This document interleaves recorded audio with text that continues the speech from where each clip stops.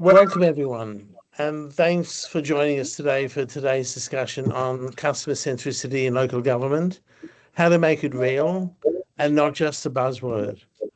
I'm Tobias. I'm Managing Director of the Strategy Group. We're a strategy consultancy that partners with local government across Australia so they can deliver exceptional customer and employee experiences, and increasingly Does it sound like he's reading, dear? Because his eyes look like they're reading too. Traditional owners. Well, Yeah. And increasingly to harness AI to make those experiences smarter and more efficient. I'd like to begin by acknowledging the traditional owners of the land on which we meet today.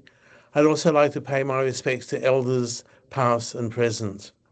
I'd also like to thank many of our clients who are on the webinar today. We very much appreciate the partnership between our organisations. Customer experience has never been more critical for local government. Citizens now expect seamless, responsive service delivery that matches their interactions with leading private sector organisations. At the same time, councils face growing pressure to do more with less, balancing complex community needs and regulatory requirements. This is where the intersection of CX and AI becomes transformative. AI isn't a future consideration anymore. It's already helping councils enhance responsiveness, streamline processes, and deliver more human-centred services. We know this firsthand through our work supporting councils to build AI strategies and pilots that drive productivity while lifting the customer experience. Today's webinar actually stems from an initiative by the Strategy Group to establish a baseline of CX maturity across Australian local government. Earlier this year, we conducted national research in the form of a CX Maturity Index with a large number of Australian councils participating, including, of course, Mornington Peninsula Shire and Noosa Council. From that research, we found three clear initiatives. The first was that leadership across councils champion CX from the top, but most lack the foundational infrastructure such as governance structures, measurement frameworks, and enabling technology to deliver at scale. Second, departmental silos and unclear ownership often prevent cohesive customer journeys. Without shared metrics or cross-functional accountability, even strong initiatives struggle to gain traction. And third, feedback systems are mostly reactive. Few councils analyse CX data systematically, meaning investments are often based on assumptions rather than insight. Against that backdrop, I'm delighted to have two councils here today who are leading the way in addressing these challenges. From Victoria, Mornington Peninsula Shire, recognised in the top 5 nationally in our CX maturity framework, represented by Kylie Peterson, Manager of Customer Experience, who's been instrumental in their CX transformation. And from Queensland, Noosa Council, represented by Jason Pratt, Customer Experience Manager, and Emma O'Neill, Project Manager, who've recently completed their first CX roadmap and are now building the foundations for a council-wide strategy. Let's start by meeting each of you. Kylie, Jason and Emma, maybe let's start with Kylie. Tell us a bit about your role and how it connects to customer experience. Thanks, Jeffrey. So hi, everyone on the chat today. As Jeffrey mentioned, I'm Kylie. I'm the Manager of Customer Experience at Mornington Peninsula Shire. So under my portfolio, there are currently 2 key functions of the business. So on one side, we have our front of house operations, which is traditionally known as our customer service team. And their role is managing sort of the customer channels and serves across our first point of contact for our community. They're also responsible for ensuring that obviously our customers get answers efficiently, through speed, proactively, and as I mentioned, around that first point of contact resolution. The other key function, which is really what we're talking about today, is the customer experience portfolio. So this function works across the whole organisation to understand where we can continuously improve and how we deliver our services and support customers, and also more importantly, our team, so our customers internally as well.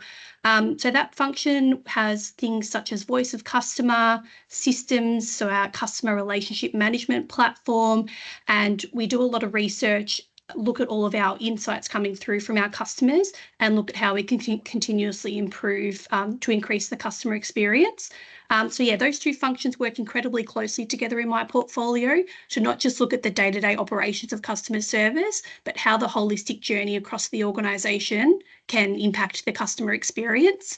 And then just lastly, as part of that portfolio also includes the training and upskilling of our staff as well.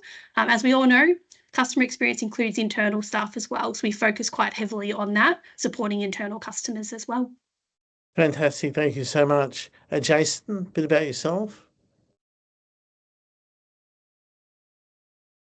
Thanks, Jeffrey, and good morning all. My name's Jason Pratt. I'm the Customer Experience Manager at Noosa Council, and I've been here for just over 17 years. Just copy and paste what Kylie said, really, to some extent. I manage the customer service team, which again is forward-facing, and I work very closely with Emma and our project team, who are, starting to build our customer experience program, our customer experience team, and building that focus up within the organisation. And that's probably where our focus, or my focus at the moment, is really lying. Fantastic. Thanks so much. Emma. Yeah, hi everyone. So I am a project manager at Noosa Council and work across community services and more broadly across the whole organisation on a range of strategic projects. They've ranged anywhere from performance measurement to software implementation, industrial relations stuff, service divestments, business cases, setting up new operations. But over the last 12 to 18 months, we've really been focused on the customer experience project, including our CX roadmap and the community satisfaction survey. And I'm really enjoying the opportunity to bring that customer experience, employee experience, and operational experience lens to how we deliver services. Oh, fantastic. Thanks so much. And thanks to all of you for joining today and sharing your experiences. So Kylie, we were chatting yesterday and you were saying that you joined Mornington Peninsula at a time when community satisfaction was at its lowest. What made customer experience such a priority, and how did you turn the story around? Yeah, great question. So yeah, my role, I was fortunate enough, it was just under 2.5 years ago when we had received, unfortunately, some of our lowest customer satisfaction scores. So at the time, we had a very small customer experience team, and the customer service team was operating in a different function.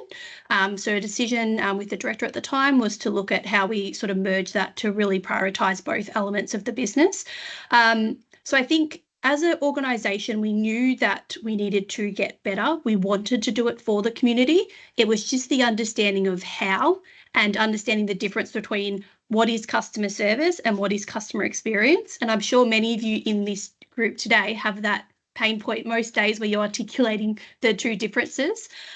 So we didn't have necessarily a clear roadmap of how we were going to do that. So to your point, Jason, what you mentioned before, we looked at how we were going to develop that. So for me, it was around really listening to understand and understanding what our customers are saying. We had a lot of the data already, and what were our staff feedback that was coming through.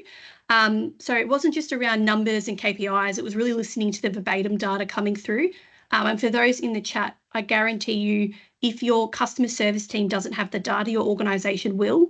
Most councils have several surveys that they do send out to their community, so it's just on how you can obtain that data. And we then, as I mentioned, brought different teams across the organisation into sort of focus groups and looked at what are their insights, what do they think the improvement areas are, and trying to, I guess, gauge where the gaps were and gaining momentum on how we can get everybody on the journey. We then looked at what pieces did we need. So we had a roadmap, which had sort of the BAU operational continuous improvement work, which a lot of that had actually already been developed before I started by my previous director. But then it was looking at, well, what's missing? What are the strategic pieces? And what's going to make us more customer focused? And so from there, to gain momentum, we have created a customer strategy and a customer charter and a voice of customer framework as well, which really looks at that roadmap from a strategic perspective, but also how can you put that into day-to-day improvements. We also looked at sort of, as I said, the improvement program, which included the charter, but some other bits and bobs around upskilling the organisation and how we can support them to understand the difference between customer service, customer experience, and how to get there. And then I guess overall, to gain that momentum and make it a priority, we launched CX training across the organisation, just so everyone understood what their role was in that, and understanding where their contribution to creating good customer experience sits within the organisation. I often use this analogy with my team around, if you were to talk to me about, say, open drainage or a particular SME area, that's not my SME area. So I would need to rely on those areas of the business to help educate me to then look at how I improve in that space. And customer experience is the same thing. As an organisation, everybody wanted to do it. It was just understanding how to do it and how they could contribute to that success. So that in itself created a lot of momentum. And then I guess overall, you know, we've had some really great results already. We've had increases steadily with customer satisfaction, a general culture of CX excellence, and we still focus and go out to the team month to month, which has been really successful. And I guess just really looking at that continuous improvement piece. But a key takeaway I would say is just relating it back to every single position and how those individuals can impact the overall customer experience. Oh, fantastic. Thank you so much for sharing that. Lots of great insights in there. You know, Jason, for Noosa, CX began as a single line item in a corporate plan, but you've turned it into something really meaningful. I'd be interested to understand what sparked that momentum from that single line item. And Emma, from your project perspective, what did it take to bring it to life? Yeah, thanks. I think it was really seeing how that idea from the corporate plan to implement a CX strategy started off with an executive's suggestion and has then gained more and more momentum, and as staff from all of the organisation and around the organisation have got on board with it. They're engaging obviously the project team to assist and to help drive the idea of starting a CX journey was a big leap for us, and certainly helped us a lot. You know, customer service, as everyone knows, is a thankless job at times, but when you have good people in that space, they perform really well, and we do have an excellent customer service team. But then to leap forward from that to spreading it out to the entire of the organisation was the challenge. And it was just about engaging, as I said, the project team to help us get some little wins on the board, and then collaborating with the various teams around the organisation who are obviously passionate about customer service and serving our community better, and bringing them on board. And that's really what has helped us to keep that momentum going from that initial idea. Thank you. Emma, what from your perspective did it take to make it happen?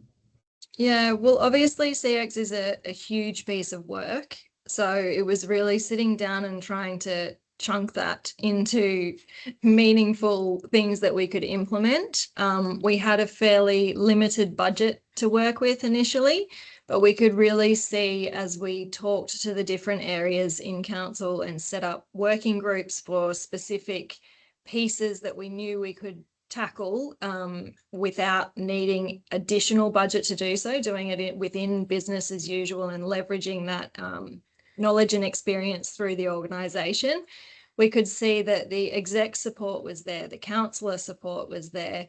There was really teams that were really passionate about CX that were started to get that momentum because they could see that the ideas that they had were either shared with other groups, and therefore they could put that together and work on something together. They had a supportive network to do that. So it was really going back to the basics, breaking it down, finding the data we did have, and what else was out there, and starting to understand CX.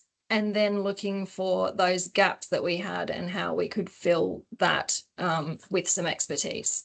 I mean, it's really interesting. You've got, Noosa, one council, Kylie, building trust, rebuilding trust after low scores, and another creating structure from a new vision, a structure that wasn't even there. Kylie, one of the biggest achievements that you've been able to effect in the council has been getting everyone on that same page. How did you do it? How did you secure buy-in, which is often so difficult, and how did you maintain it? Really good question. I think, and I'll probably say this later on, it's not a sprint, it's a marathon, CX. And CX is all about continuous improvement and transformation. So there's no start and finish as a starting point. So I think as a team, and as an organisation, being aware of that. But I think similar to what I said before, it's around really creating that understanding and clarity. And I used the example before around an SME area, so subject matter expertise area. It's about ensuring that everybody understands their role in customer experience and customer service and where they can contribute. And I think, from that, with that understanding, I was able to then circulate and obtain all of those ideas and from the organisation. I think it's also really important to articulate the why and the impact of doing it in each respective area. I think each area across any council has different niches and different expertise. So the why and the impact can sometimes, although it aligns to better customer experience, what that actually means across each area is different. So just making that really clear and understandable. I think the other reason why we've had some success is just around that visibility. And so, we've still got to this day org-wide meetings. We've got, still monthly focus groups. Even as part of the corporate induction, any new staff member that starts has an introductory session with the CX team. It's part of our goal planning. So I guess the answer is it's not just one thing, it's lots of little things and maintaining that. And I guess lastly, it's around celebrating the early wins and celebrating any success and the people that are contributing to it. I think there are a lot of quick wins that you can do short term with some of the ideas, like I call it the CX impossible task. Some of those might take, 1 year or 2 years, but there are a lot of quick wins and your team know what they are. They're the ones that are connecting with your community. And it's about not just listening to understand, but actually closing the loop and letting them see that their idea has contributed to an impact to the customer. So I think with those achievements, it's, I guess, probably not the best answer to give, but it's not one thing. It's all those little things that contribute to achievement and overall success, and just recognising that the little wins are big wins as well. Look, just building on, it's not just one thing, it's multiple things. One of the challenges that we see in our clients is that people understand that and their quick wins and all of that, but over time, new people come in. And when new people come in, they haven't been on that journey. They haven't, understood or been through all the training. So Jason, I know that you've been really instrumental in embedding CX into the induction process. How have you done that, and what do you think the value of doing that is? Yeah, so at council we have a monthly induction for all new starts to the organisation, and as part of that I introduce the CX program and the vision of CX to them. One of the key points that I do raise at that discussion is that at some point during their application, be it the cover letter or throughout the interview process, they probably express some kind of a desire to help the community and support the community, and that is fundamentally what we are all about here at council. So I use that opportunity to just remind them of that, and to obviously try and gain their commitment to being customer focused, and ensuring that they remember that customer service is everyone's role and everyone's job, as mentioned before, and hopefully to try and get them on board with that. I guess also additionally to that, as part of our CX initiatives, and we have a number of various working groups that are all tasked with CX improvement opportunities that were identified through the roadmap that we've just completed. And that again brings like-minded people together to work on the tasks from all around the organisation for all different areas that may need refinement. And it gets them to work collaboratively, which ultimately really helps to break those silos down as well. Yeah, amazing. So you're taking it right back to the cover letter of the applicant. Yeah, I'd remind them that chances are, and everyone does, like I go through probably 200 to 400 resumes in a year, and most of them sit there, as long as they're not the Seek, auto ones, but people that have put effort in, they all sit there and they say, I really want to help support my community. I love my Noosa Shire. I want to be involved. So yeah, I take it back to remind them of that original commitment and thought that they had, and hope that they can still live by it. Yeah, fantastic. Thank you.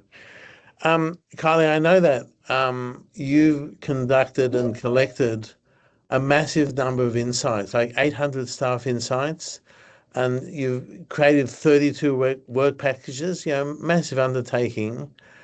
What did that do? Did it make CX tangible? What was the outcome of doing that?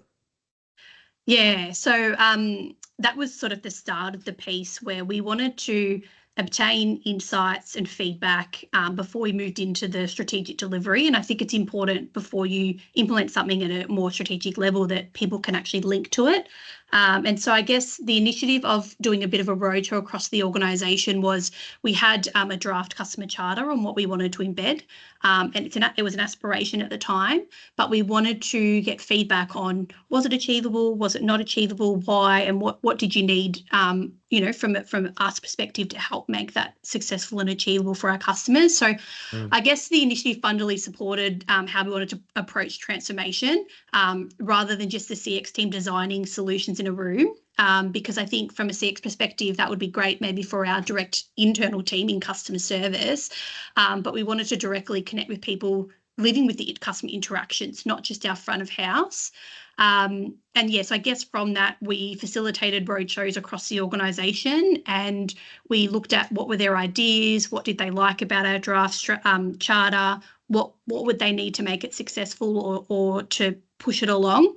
And that's where we received the 800 pieces of staff insights. And so from that, we then looked at creating work packages. So there was 800 pieces of feedback. We collated them into, it was 32 work packages. And those work packages were, how were we going to support in removing that potential barrier? So whether it was, staff needed training on customer service, or, they needed, like one of the big ones is a revised website, which we're still working on. So I guess by having that structured engagement process, it just enabled them to be part of the process.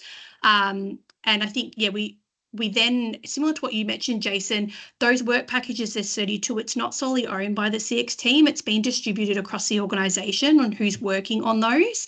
And then, I guess from there, it sort of created a bit more momentum because people could see their ideas going into a package and how, once we'd achieved that, how we could be successful in the customer charter. But then overall, it drove the engagement and co-ownership, which was the real, I think, benefit of doing that process. Yeah, amazing. Look, you've obviously got the resources and some time to do this. What would you say to a smaller council where they just don't have the capability to carry out what you've carried out? Yeah, great question. To be completely honest, when we did this roadshow, it was just me and one person. So it wasn't that we had a full, I definitely have a bigger team now, but it was really, there was a couple of layers on how we did that. So it was around, in a dedicated CX team, it was myself and a voice of customer lead. So what we did is we sort of divvied up the work and did it phase by phase. We also then went out to the organisation and said, hey, who's passionate about CX? Because we can't do it alone. And so from there, we were able to get some ambassadors through the organisation that actually helped us look at all the insights, facilitate some of those workshops, and we kind of now know them as CX champions. So even if you don't have a dedicated team, and at Mornington, I'm very fortunate enough to have a team now, it was around utilising what you have in the organisation, because there are people, as Jason said, that are incredibly passionate about customer service who want to learn. It's about utilising those skill sets, and they then become your biggest advocates across the organisation because you don't have a CX dedicated person in each directorate by any means. Yeah, interesting. Okay, thank you for sharing that because on the webinar and of course across Australia we've got local government entities with very mixed resources, very mixed budgets, Absolutely. very mixed capability. Yeah. I mean, I'd like to come back to you. What we see, and I'm interested in your view on this. We see that employee experience and customer experience are very interlinked. So if you think about the customer journey map, from, when does someone engage all the way through the engagement with the council. And then you think about the employee experience journey map, someone, puts in the application to when they've actually joined the council to when potentially they leave. Any insights in how customer experience and employee experience are linked? Is that a Yeah, question sure. for Jason For and Emma? Emma. Yeah. For Emma, yes, Yeah. sorry. Yeah. So I guess when we did some workshops with the TSG group as part of our CX roadmap. And before that, we'd been out on site and talking to the different areas. And while we could see there was passion for CX, we could also see that there was some concern by staff on the ground that they just weren't confident because good CX isn't saying yes to everything. Sometimes we've got to say no, but we need to be able or set expectations early or a whole variety of things to make that experience overall better. So yeah, it was a really strong thing that came out of those workshops that the staff wanted to be empowered and trained to have difficult conversations or given the right tools to be able to make decisions and close that request off straight away or deal with that interaction at the coalface. And I guess it goes hand in hand. If the staff feel if they're having a good employee experience, then our customers are also going to have a good experience. Yeah, no, thank you. And there were some really interesting insights that came out of those workshops working with you. Kylie, so we're on the journey now, right? We've talked about, what work packages, we've talked about bringing people in, we've talked about running workshops within to bring in new people as well. You've embedded CX into the organization, monthly reporting, executive updates. How do you keep that energy going in a world where everyone's super busy and the easier thing to say is, look, I just don't have time for this? Great question. And that's, in my opinion, probably the hardest part, because when you launch something first, it's fun, it's engaging. But as I think it was Jason, you mentioned, when you've got new people coming in, for us at Mornington Peninsula Shire, we've got around 1,000 staff. And so with that, there's a lot of new people that come into the organisation. And so I think it's about embedding it into your organisational operating system. It's not an extra thing. It's now your BAU. And I think because we were able to design our roadmap and strategy with the organisation, it wasn't the CX driving it and just launching it.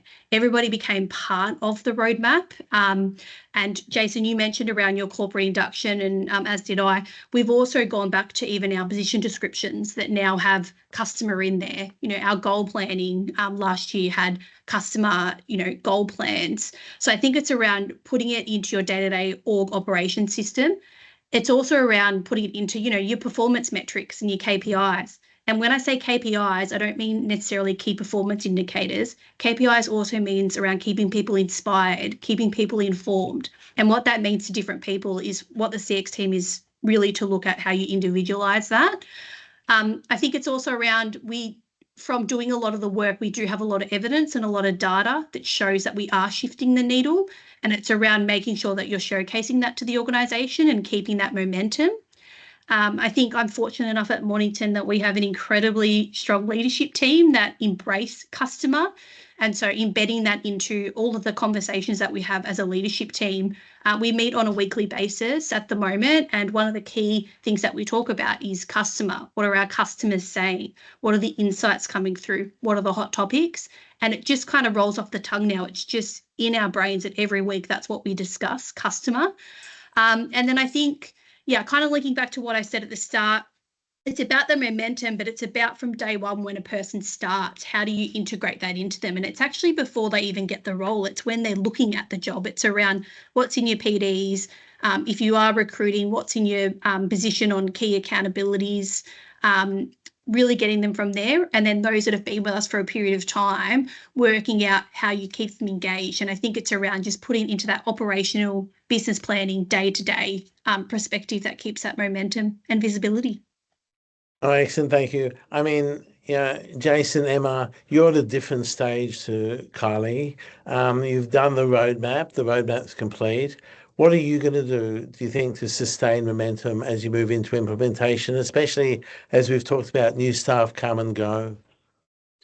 Yeah, I think it really starts with, as Kylie mentioned as well, about leadership. We've got a good commitment from our ET and our leadership group that CX is a priority and that it is now going to be part of PDs and KPIs and all of that fun stuff moving forward. So obviously with that commitment and that buy-in from that level, we're starting to see a reflection in the budget. As Emma mentioned earlier, we had next to no money when we started this about 18 months ago.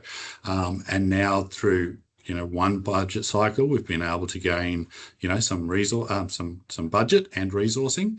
And that is now obviously going to empower us to really grab the roadmap and commit to it and dedicate resources and time and energy and effort through to it. So having that support from above us certainly allows us to really keep the momentum going and drive it through and bring people on board and engage more people around the organisation to buy into it and support it and grow with us.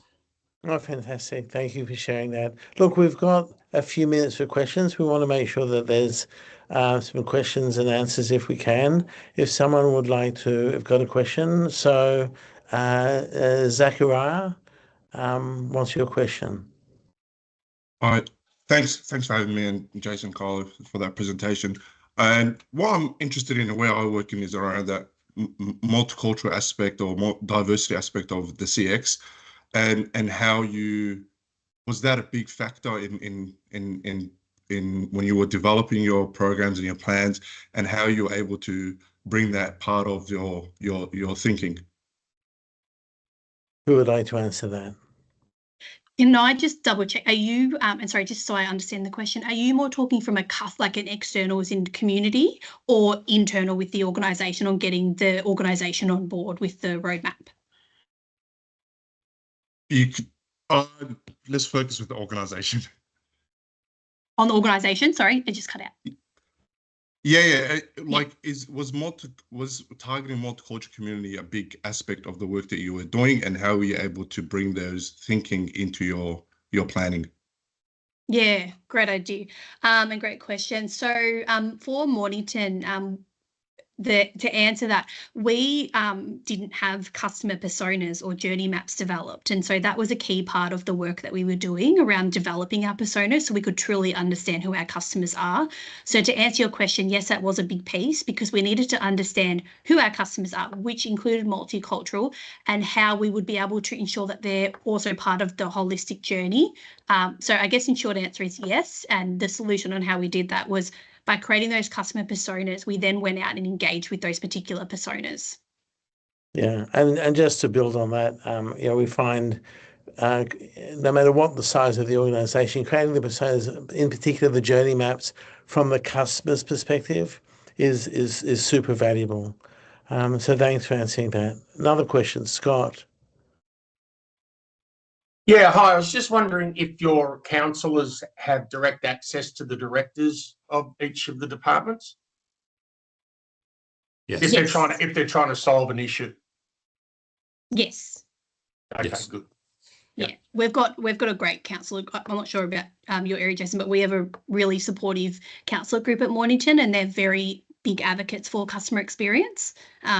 So yeah, and I think if I'm to be honest, I think we have truly had the success we have due to, and thank you for the nice words you said, Jeffrey, at the start around me, but it's truly been, it's not a one-man band. We've had a really supportive councillor team, really supportive exec team and leadership team as well. Yeah, that's great. We do have at Casey as well, of course. They haven't had councillors there for about the last 6 years. We're the first. Oh, first okay. cohort to come along. So we've nearly done 12 months together and it's going really well. Yeah. Well, happy to Yeah. chat offline if that's helpful on some of the stuff that we did. We did a couple of workshops and stuff. So yeah, if that's helpful, happy to connect offline. Great. Thank you. Jason, I can see you. Nice to see you, Jason. Over to you. Thanks, Jeffrey. Look, congratulations, Kylie, Jason, and Emma on the great work that you guys are doing in your local councils. My question was just about how you collect your data. I was particularly interested whether either of you are doing any work with live Net Promoter scores, and if so, how you're deploying those, whether it's on telephone calls, emails, or other ways. Thanks. Would you like to go first, Jason? Sorry, I keep jumping in. I think that's okay. I think ours is going to be relatively quick. So we have a lot of NPS being gathered from various areas within council, so libraries, customer service, our venues, and such, but not a great representation of the whole of council at this stage. Part of our first initiatives from the roadmap that we've just finalised is to develop a VOC program, a Voice of the Customer program, and that will be critical for us to be able to capture that. We have just finished a community satisfaction survey, and that's been the first one for a few years. It sort of got bypassed during COVID. So having that, I think, is really powerful for us because it's going to be a line in the sand moment for us as we start to grow our CX journey. So we'll be able to see the actual impact to our community and our satisfaction survey results as the CX journey progresses and grows. So yeah, for us, we're still at that early phase with all that NPS stuff and data. Kylie, did you have a comment? Yeah, and sorry, just to clarify, the question was around, do we use Net Promoter and customer satisfaction surveys? Was that the question, just to clarify, sorry? Yes, Kylie, that's right. Yeah, great, awesome. So yes, we have we've developed a voice of customer framework and program, which has been rolled out through the organisation.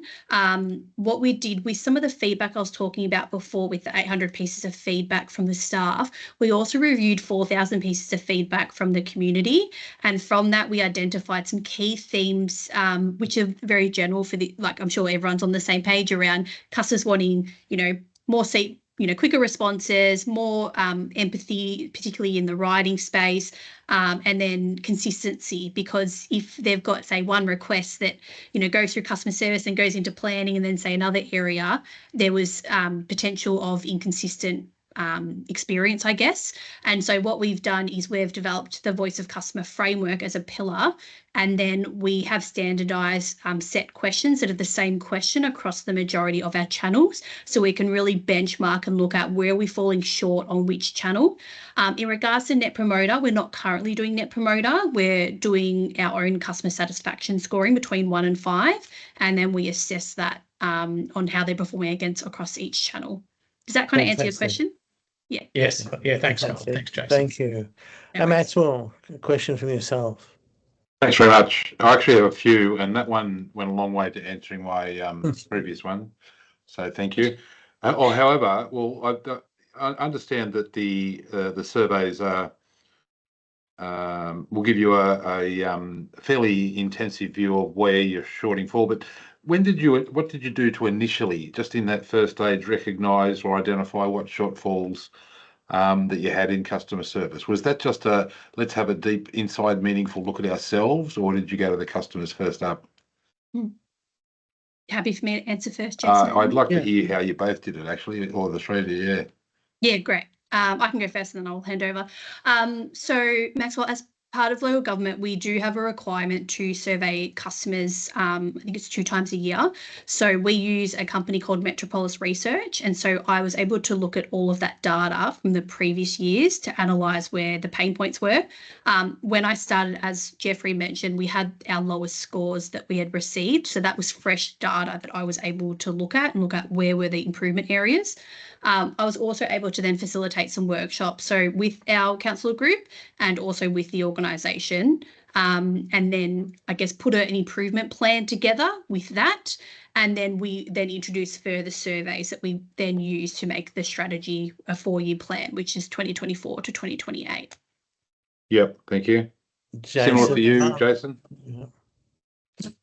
Yeah, so we started with just looking at the data we did have in terms of any responses that people gave, which was an optional thing. So if they had put in a request, at the end of that request, they could submit a response on how they think we went. Some of those was just a star rating. Others had comments, and then we scoured through, I think it was 400 or 500 comments that had been made over the last sort of 6 to 12 months and summarized those pain points. A lot of them similar to what Kylie said. So response times, actually getting a response that was meaningful was a big one. We know we'd closed the request and perhaps not shared what happened. So there was also, as Jace mentioned, some of the other sites do their specific surveys or regularly collect feedback. And then the customer service team also has an option for people to rate service. So we looked at all of those pieces of data to give us a starting point. And that's where we started with exec to kind of get the momentum going and have those open discussions. That's excellent. Thank you. Thank you. Now, Jason, or Jason and Kylie, in fact. Now, Jason, you mentioned you had a roadmap for customer experience, and Kylie, you've used a draft charter. Are these items that you're able to share? Yeah, so our customer strategy, so our roadmap converted into a customer strategy. Happy to share. That's all public. It's been endorsed, as well as our customer charter. So that's all public. So yeah, you can either search on the Mornington Peninsula website. Otherwise, I'd be happy to share it afterwards. Thank you. So if you just look up customer charter or customer strategy, in our customer strategy, we've actually embedded the customer charter in there. So our customer strategy is a 4-year plan. So we just hit 1 year in September. And it's a year on year. We've kind of used this year one as foundational, and then it builds from there. But yeah, all available online. Thank you. Well, given that you said your website was pretty ordinary at the moment, perhaps we should do that directly. Now the website's pretty good. We've had a heap of improvements, which is exciting. Yeah, so the team's worked pretty heavy on that over the last 12 months. Okay. All right, then. Yep. So just quickly, Jason and Emma. Yeah, we'd be happy to just reach out to us directly, and we'll be Thank you. Thank you. So and lastly, I noted you're recording Maxwell, this. Yeah, we pretty much out of time. Is it a quick question? Yeah, I see you're recording this. Is it possible to get a link to the recording afterwards? Of course, everyone will get that link. Thank you. Absolutely. Okay, That's fantastic. Thank you very much. Thank you. So look, before we finish, I just want to leave you with 2 quick things. First of all, everyone attending today will receive a copy of the Strategy Group's 2025 Local Government CX Maturity Research Report, which is now available. As I mentioned, it benchmarks councils nationally and dives into the insights that we've just heard. Secondly, we'll send you a link in the next few weeks to enable you to participate in the 2026 CX Maturity Assessment. We're collecting data from local governments across Australia in 2025 with a view of publication early in the new year. And in return for participating, you'll receive a personalised scorecard showing how your council fares in CX maturity compared to other local government entities across the country. I'd just like to give a huge thank you to Kylie, Jason, Emma, and to all of you for joining us. Huge insights has been shared today. Thank you so much. Please feel to reach out to Kylie, Jason, Emma. Please reach out to us at the Strategy Group.